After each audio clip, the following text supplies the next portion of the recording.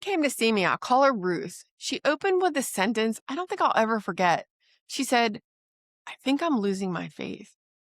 She was in her mid-50s, lifelong churchgoer, serious about it, the kind of person whose spiritual life was the actual load-bearing wall of her identity. And for about 8 months, she'd been experiencing what she described as a darkness that came over her, a sense of futility, a conviction that nothing mattered and nothing was going to. She talked to her pastor. She'd read about the dark night of the soul. She was preparing herself genuinely for the possibility that God had given up on her. I asked her one question, "What time of day?"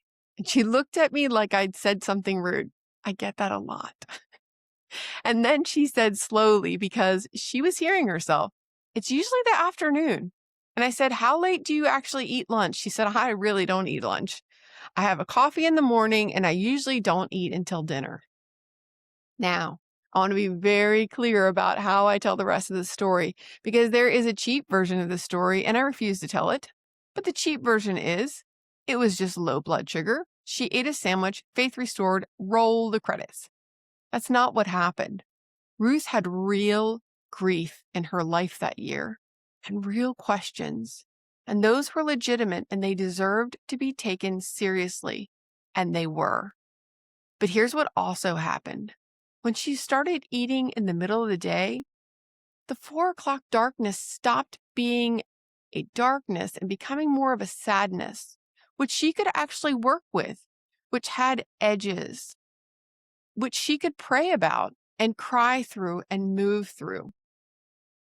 The chemistry hadn't caused her grief. The chemistry was definitely amplifying it, turning something workable into something that felt cosmic and absolutely permanent.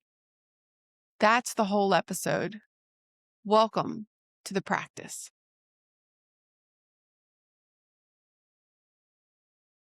Here's the argument I'm going to make today. And I know it's going to bother some people in my own world. A meaningful percentage of what gets called spiritual crisis is a real spiritual question being run through a compromised instrument, not caused by it, amplify it, distorted by it.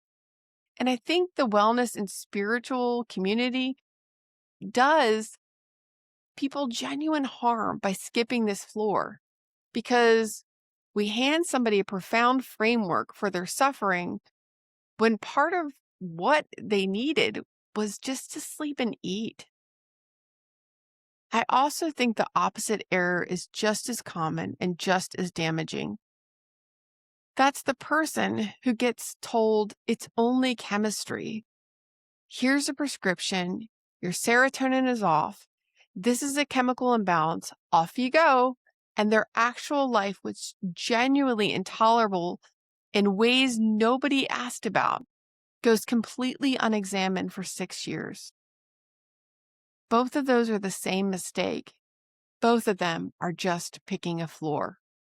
So here's the framework I want you to hold for the next 25 minutes. Your emotions are real. Your spiritual life is real. Your grief is real. I'm not reducing any of it.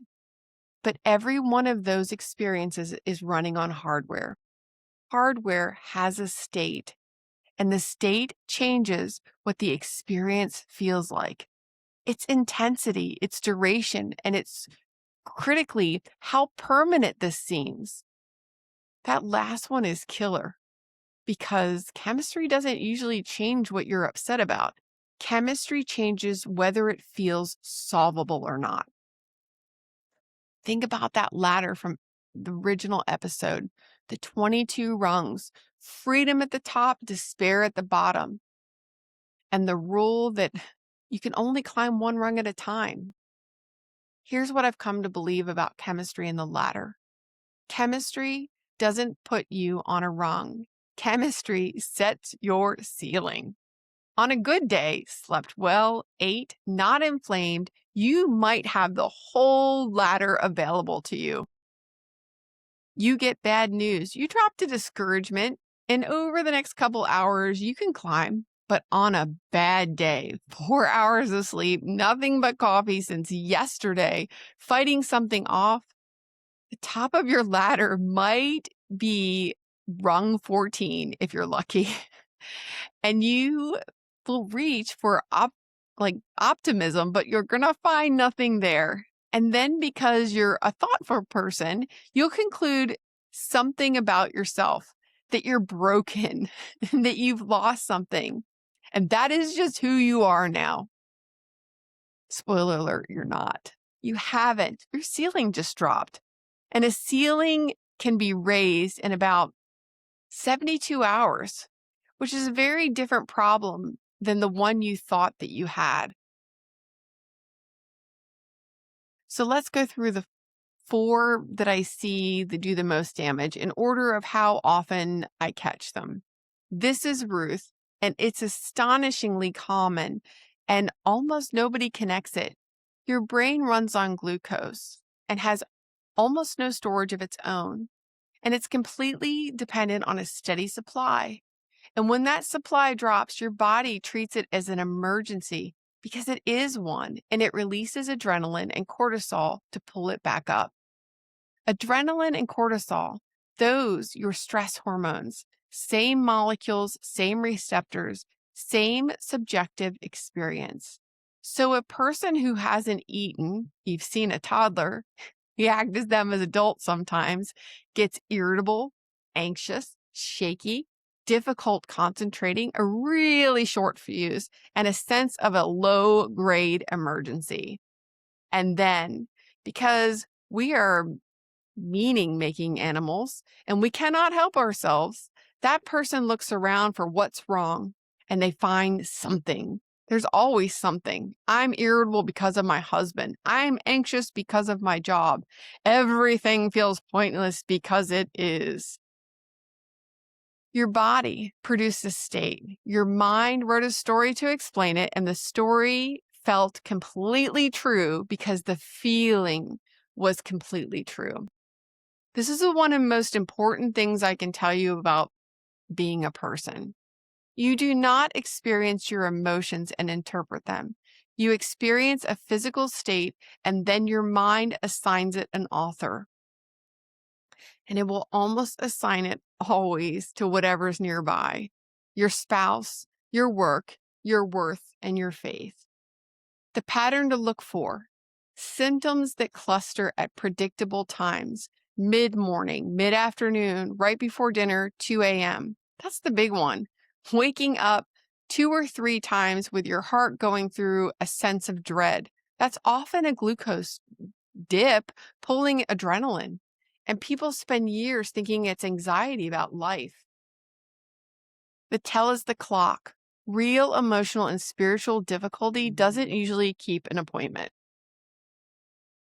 Sleep is the great amplifier. It multiplies everything else on this episode. The thing most people don't know: sleep loss doesn't just make you tired, it measurably changes emotional processing. Reduced sleep is associated with heightened reactivity in the threat detected circuitry and reduced regulation from the prefrontal areas, parts that provide context and perspective, which in plain English is less sleep means bigger alarm and weaker brakes. That's the neurological version of the ceiling I'm describing. Your capacity to climb that ladder is not a character trait. It's substantially a function of how much slow wave and REM sleep you got. And there's a nasty loop in this, which is that stress state from the previous episode. The threat posture, the sympathetic activation degrades sleep quality, which lowers your ceiling, which makes tomorrow's stress feel way less manageable, which further degrades sleep. That loop doesn't need anything external to sustain it. It'll run on its own for years. Here's the rule I used on myself and I offer it to you. No decision after 9 p.m. is real. Not one, not about your marriage, your job, your worth, your faith, or whatever you're going to send on that text message. The instrument is not calibrated at that hour. Whatever you conclude at 11:30 at night, you're going to re-examine in the morning before you act on it. I've never once regretted following that rule. I have regretted, however, breaking it more times than I want to say on this microphone. This one is less known, and I think it's the most underestimated. When your immune system activates, it releases signaling molecules called cytokines. And cytokines don't just fight pathogen, they act on the brain. And they produce a very specific and recognizable behavioral state. Researchers actually call it sickness behavior. Social withdrawal, loss of interest, fatigue, low mood, reduced appetite, increased sensitivity to pain, wanting to be left alone in the dark. Now read that list again. That is almost exactly the symptom profile of depression. It's not a coincidence, and it's not me being clever. This overlap is serious and an active area of research. And there's a real body of work examining the role of inflammatory signaling in mood disorders.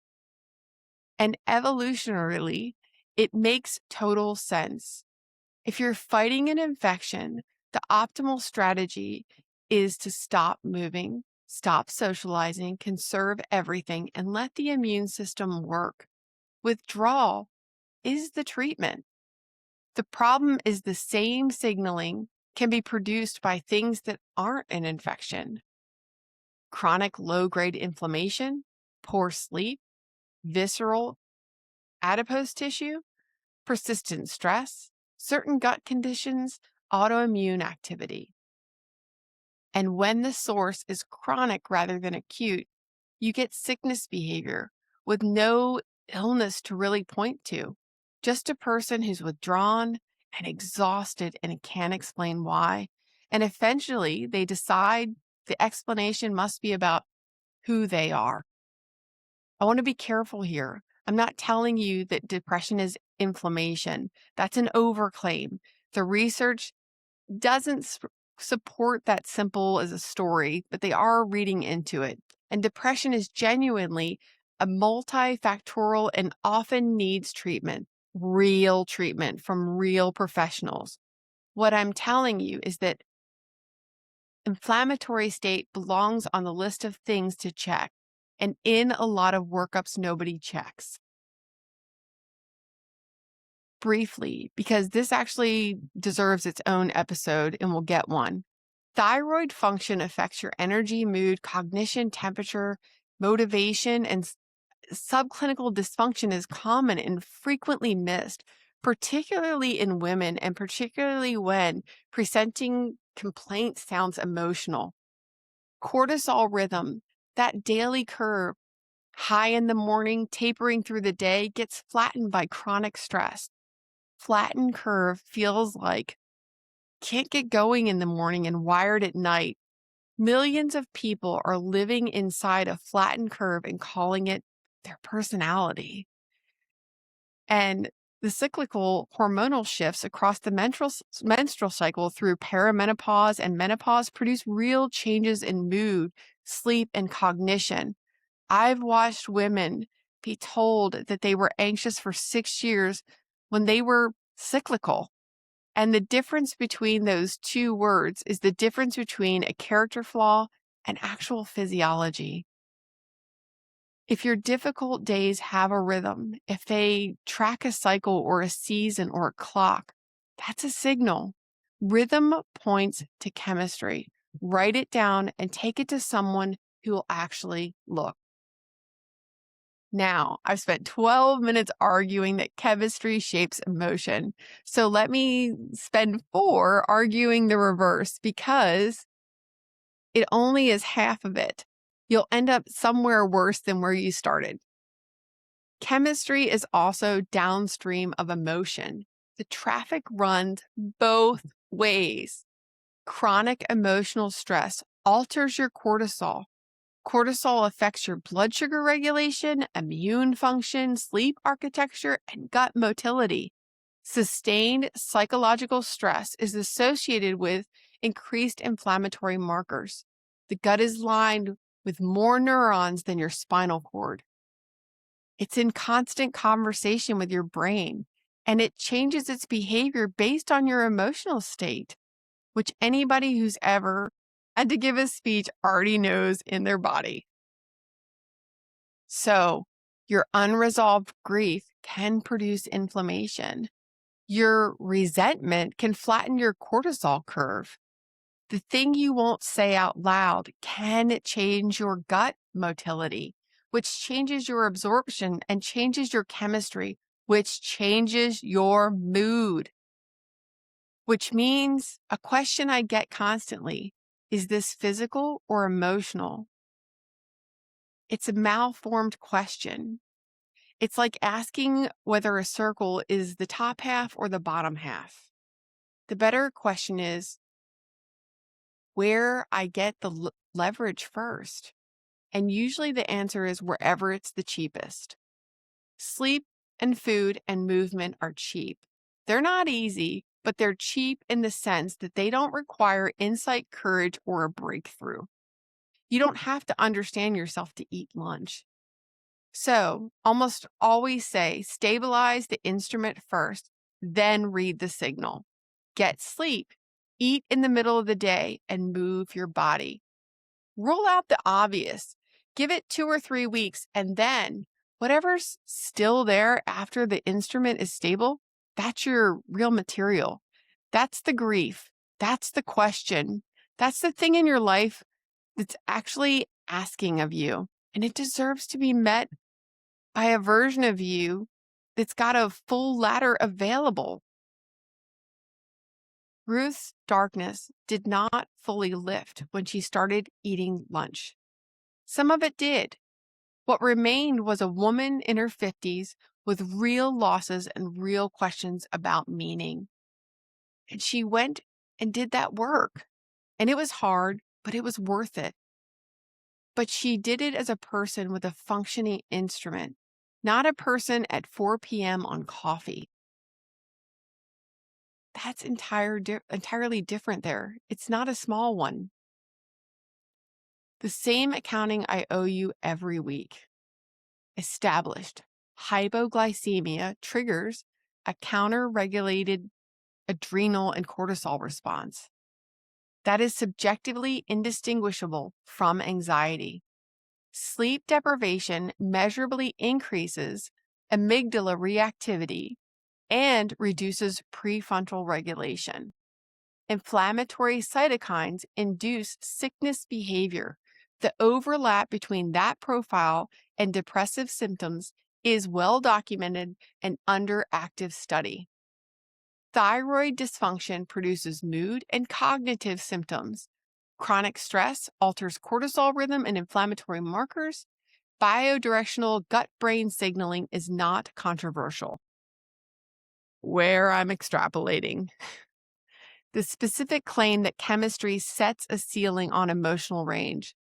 That's my clinical framing, and it's a useful model. It's not a measurable quantity, and you won't find an emotional ceiling yet in a journal, but I hope so soon. And here's where the wellness world, my world, routinely overclaims, and I'd rather say it and be complicit in it. Most consumer supplements have thin evidence.